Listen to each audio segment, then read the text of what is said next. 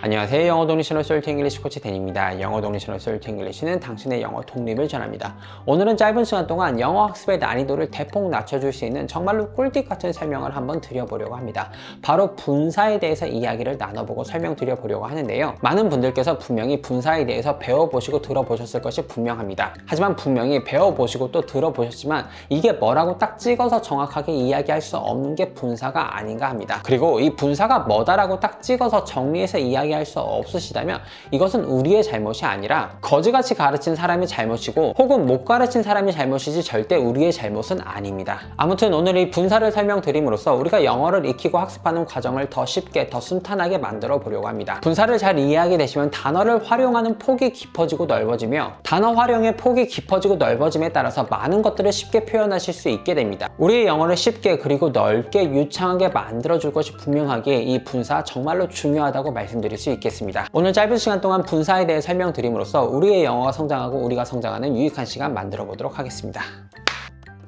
분사에 대해서 잘 이해를 하려면 당연하게도 우선은 분사가 무엇인지에 대한 이해를 먼저 가져야 할 필요가 있습니다. 그리고 분사가 무엇인가에 대한 이해를 우리가 하기 어려운 이유 중에 하나는 무엇이냐 하면 우선은 이름을 잘못 붙여 놓았기 때문입니다. 자전거 수리공이라고 하면 이 사람이 하는 일이 자전거를 고치는 일이구나 라고 이해가 갈 만큼 명확하고 직관적인 이름을 붙여놔야 하는데 이 분사라는 이름은 도무지 분사가 하는 일을 설명해 주지 않는 단어이기 때문입니다. 누가 이름을 붙여 놓았는지는 모르겠지만 한자로 나눌 뿐 말사자를 써서 분사라고 이름을 붙여 놓았는데 이 분사라는 용어가 분사가 하는 일을 하나도 설명해 주지 않고 있기 때문입니다. 아무튼 이런 거지 같은 들어도 이해도 안 갈 설명 말고 지금부터 직관적인 설명을 한번 드려보도록 하겠습니다. 먼저 분사가 무엇인지에 대한 정의를 내려보자면 분사는 동사의 모양을 고쳐서 형용사로 만든 것을 분사라고 하는 겁니다. 즉 분사는 형용사라는 것이고 분사가 하는 일은 형용사가 하는 일이구나 라고 생각해 주시면 되겠습니다. 그리고 이 부분에서 또 헷갈리실 수 있는 게 그러면은 형용사는 뭐지입니다. 그래서 오늘 형용사가 무엇인지에 대해서 간단하게 설명드리는 것에서부터 분사의 활용까지 하나하나 차곡차곡 설명드려 보려고 합니다. 분사에 대한 정의는 앞에서 설명드렸었던 것처럼 동사의 모양을 고쳐서 그 동사를 형용사로 만든 것이 바로 분사입니다. 즉 분사가 무엇인지 알려면 분사는 형용사이기에 형용사가 무엇인지 알면 우리는 분사도 자연스럽게 잘 이해할 수 있게 됩니다. 많은 분들이 형용사는 이렇게 배우셨을 가능성이 굉장히 높습니다. 형용사는 명사를 수식한다, 형용사는 명사를 꾸며준다. 하지만 저는 이렇게 배웠을 때 도대체 명사를 꾸며주는 게 뭐고 명사를 수식하는 게 뭔지 도무지 이해가 안 갔었습니다. 이 뭔 개소리야? 보통은 형용사가 명사를 수식한다라고 설명을 해주고 조금 쉽게 설명한답시고 명사를 꾸며준다라고 설명을 하는데 제 머릿속에서는 수식한다고 설명을 해주던지 꾸며준다고 설명을 해주던지 이해가 안 가는 것은 매한가지였습니다. 지금 생각해보면 그때 이해가 안 갔던 것이 당연합니다. 왜냐하면 이 명사를 수식한다, 명사를 꾸며준다라는 이 설명은 형용사가 하는 일의 본질을 드러내지 않는 설명이었기 때문이었습니다. 그래서 지금 이 영상을 보시는 분들을 위해서 형용사에 대한 정의를 다시 한번 내려보자면 형용사는 명사를 수식하고 꾸며주는 단어가 아니라 형용사는 명사를 명확하게 해주는 단어다라고 정의를 내릴 수 있겠습니다. 그리고 여기에서 꼬리를 물어 한 가지를 더 궁금해해 주셔야 비로소 우리는 완전하게 형용사를 이해할 수 있습니다. 우리가 무언가를 익히고 학습할 때는 항상 왜를 궁금해해 주셔야 하는데 지금 이 형용사의 정의에서 우리가 궁금해해 주시고 왜라고 생각해 주셔야 하는 부분은 무엇인가 하면 바로 명사를 왜 우리가 명확하게 해주어야 하는가 라는 것입니다. 그리고 이 왜에 대한 답변은 생각보다 간단합니다. 우리가 명사를 구분할 수 있는 기준이 여러 가지가 있는데 그 중에서 하나의 기준은 바로 명확함이라는 기준이고 이 명확함이라는 기준으로 세상에 있는 모든 명사는 명확한 명사와 명확하지 않은 명사가 있다라는 것이죠. 그리고 명확한 명사는 우리가 의사소통을 할 때 따로 명확하게 해주지 않아도 의사소통이 잘 됩니다. 이미 명확한 명사에 대해서 이야기를 하고 있으니까요. 하지만 명확하지 않은 명사에 대해서 이야기를 할 때는 이 명사를 명확하게 해주어야 우리의 의사소통이 명확하게 이루어질 수 있다는 것이죠. 그리고 이 명사를 명확하게 해주는 것이 바로 형용사라는 것입니다. 간단하게 예를 들어보도록 하겠습니다. 한 어머님께서 아들에게 집에서 가방을 가져오라고 심부름을 시킨 겁니다.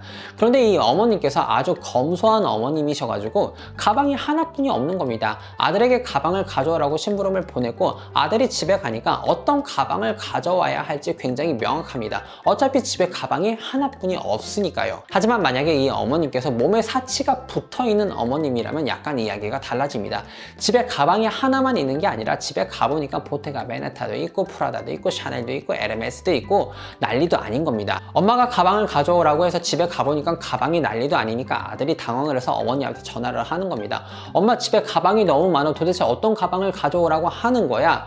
여기에서 엄마가 가방을 가져오라고 했는데 이 가방이 어떤 가방인지 지금 명확하지가 않은 거죠. 그래서 아들이 헷갈리는 겁니다. 의사소통이 제대로 이루어지지 않고 있는 거죠. 그리고 이런 상황에서 이 가방이 무엇인지 어떤 가방인지 정확하게 명확하게 설명해 주기 위해서 우리가 사용해야 하는 단어가 바로 형용사라는 것입니다. 지금부터 제가 형용사를 사용해서 이 가방에 대해서 묘사를 한번 해보도록 하겠습니다. 형용사를 하나하나 사용할 때마다 이 가방이 어떤 가방인지 점점 명확하게 그려지게 되어져 있습니다. 시작은 우선 가방이라는 명사부터 해보도록 하겠습니다. 제가 가방이라고 하면 어떤 구체적인 이미지가 떠오르는 게 아니라 가방이라는 개념이 현재 우리 머릿속에 떠오르게 되어져 있습니다. 그런데 제가 여기에서 네모난이라는 형용사를 하나 사용하게 되면 세상에 있는 모든 가방들 중에서 네모나지 않은 가방들은 우선은 다 배제되게 되는 것이죠. 그리고 여기에서 제가 검은색인이라는 형용사를 하나 더 사용하게 되면은 우리 머릿속에 네모나고 검은색인 가방이 점점 이미지로 구체화되기 시작합니다. 그리고 여기에서 제가 또 한 가지 형용사를 더 사용해서 악어 가죽으로 만든 이라는 형용사를 사용하면 악어 가죽으로 만든 검은색 네모난 가방이 되면서 우리 머릿속에서 한층 더 이 가방에 대한 이미지가 명확하게 되어져 있고, 마지막으로 가방 중앙에 삼각형 로고가 있는 이라는 형용사를 제가 사용하게 되면 이제 여러분 머릿속에서 프라다라는 브랜드가 떠오르면서 프라다의 악어 가죽 네모난 검은색 가방이라는 이미지가 구체화되게 된다는 것이죠.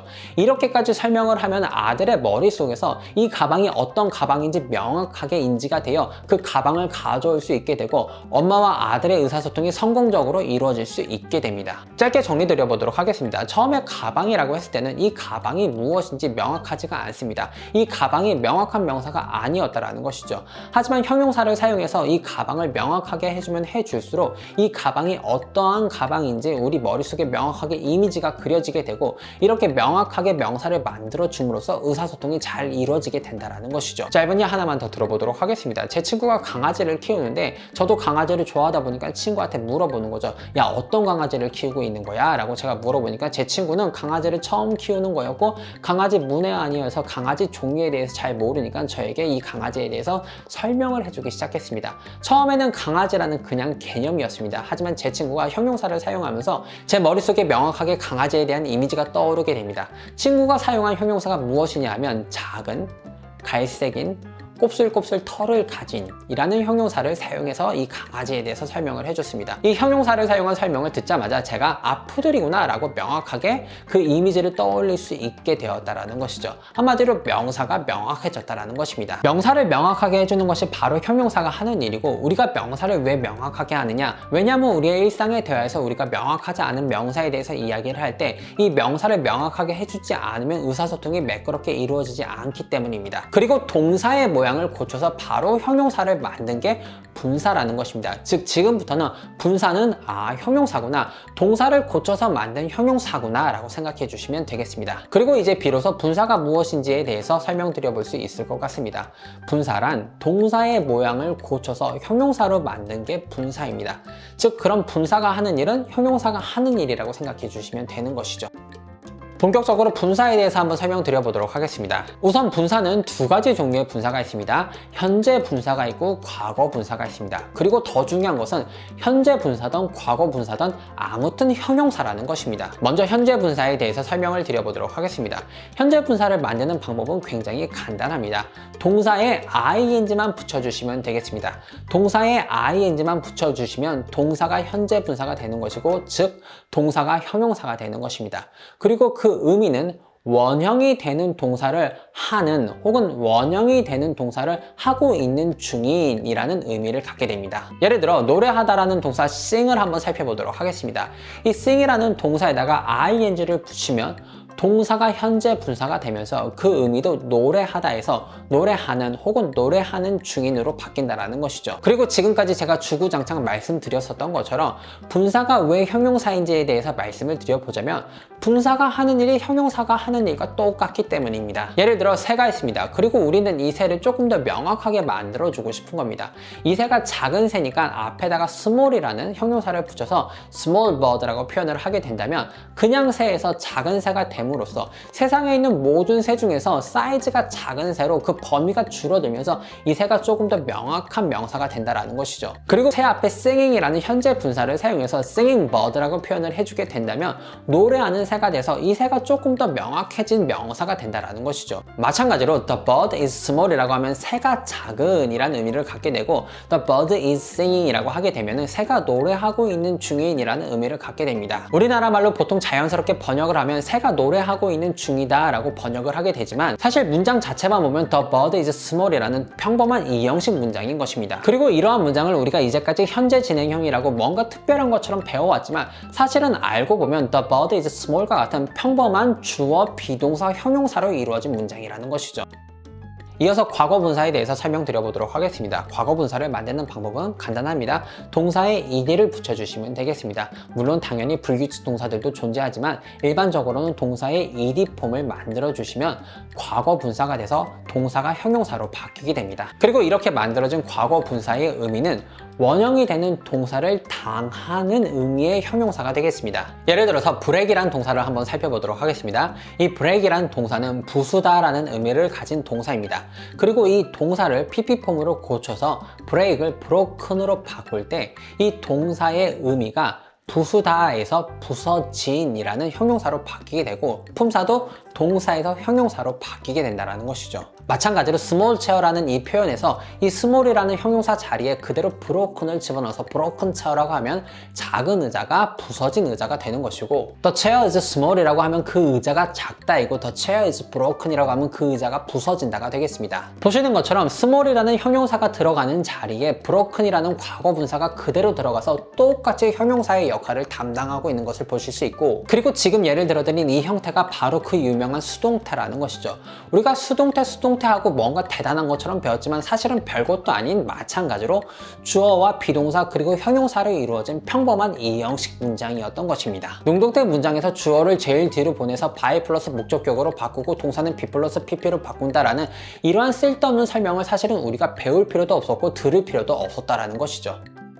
진행형이다 수동태다 우리가 따로 배울 것도 없이 그냥 동사를 어떻게 형용사로 바꿀 수 있는지만 배우시고 익히신다면 수많은 동사들을 우리가 쉽게 형용사로 사용할 수 있고 수많은 문장들을 쉽게 만들 수 있다는 것입니다. 마지막으로 정말 짧은 예문 두 가지만 한번 들어보도록 하겠습니다. hunt라는 동사가 있는데요. 귀신이 나오다라는 의미를 가진 동사입니다. 그리고 이 동사를 pp폼으로 고쳐서 hunted라고 표현을 하게 되면 이 동사를 당하는 형용사가 되기 때문에 귀신 들린이라는 의미가 되게 되어져 있습니다. 그래서 유령의 집이 haunted house 되겠습니다. 그리고 춤추다라는 동사는 dance입니다. 그리고 이 춤추다라는 동사 dance에다가 ing를 붙여주면 dancing, 춤추는 이란 의미를 가지게 되고 그래서 이 dancing 뒤에 floor를 붙여준다면 dancing floor, 즉 무대가 되겠습니다. 춤추는 바닥이란 뜻이고 춤추는 바닥은 곧 무대라는 것이죠. 그리고 이런 식으로 우리는 수많은 동사를 형용사로 바꾸어 사용할 수 있게 되고 이렇게 동사의 모양을 고쳐서 형용사처럼 사용하는 것이 바로 분사구나 라는 것만 이해하시게 된다면 우리가 영어로 표현할 수 있는 것들의 범위가 엄청나게 넓어지게 되고 하고 싶은 모든 표현을 영어로 할 수 있게 되시는 것에 한 걸음이 아니라 수백 걸음은 가까이 다가가실 수 있게 됩니다. 오늘 짧은 시간 동안 분사에 대해서 설명드려봤습니다. 분사를 잘 이해하게 되시면 진행형이니 수동태이니 고민하실 필요가 전혀 없습니다. 진행형이니 수동태이니 따질 것도 없고 그냥 평범한 이형식 문장으로 사용하실 수 있게 되시는 거죠. She's beautiful이나 she's singing이나 she's injured나 결국에는 다 같이 똑같은 이형식 문장입니다. beautiful woman이나 singing woman이나 injured woman이나 전부 다 똑같이 형용사와 명사로 이루어진 표현입니다. 그리고 이렇게 이해하신 후에 분사를, 즉 동사를 형용사로 고쳐서 사용하실 수 있게 되신다면 우리의 영어가 정말로 풍성해지고 넓어지고 깊어집니다. 그리고 오늘 이 분사에 대한 설명이 영상을 봐주시는 한 분 한 분의 영어 독립에 도움이 될 수 있다면 그저 행복하겠습니다. 늘 말씀드리지만 중요한 내용인데 항상 이렇게 압축적으로 설명드릴 수밖에 없어서 아쉽습니다. 하지만 궁금하신 부분 댓글 남겨주시면 정성과 친절 가득한 답변 올려두도록 하겠습니다. 오늘도 우리의 영어가 성장하는 유익한 시간 솔트 잉글리시 코치 댄이었습니다.